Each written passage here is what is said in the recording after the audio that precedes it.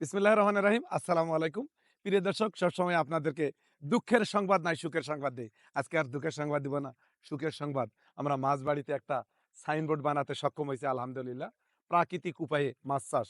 আমরা আসলে দীর্ঘ সময় মাছ চাষ করছি।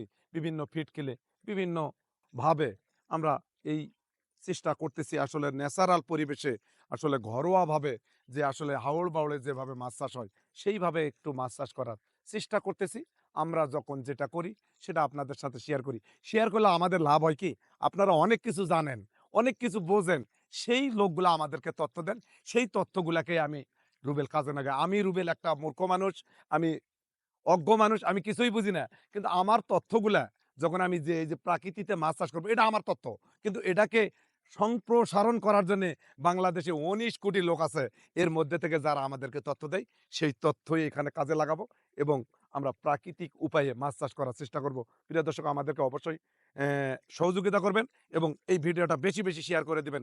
যে তথ্য জানেন মাঝবাড়ি হোয়াটসঅ্যাপে, নাম্বারে, ইমোতে আমাদেরকে তথ্য দিবেন। আমরা ফিড ছাড়া কিভাবে মাছ চাষ করা যায়, ন্যাচারাল পরিবেশে কিভাবে মাছ চাষ করা হয়, এই চেষ্টা আমরা করতেছি। অবশ্যই আমাদের সঙ্গে থাকবেন।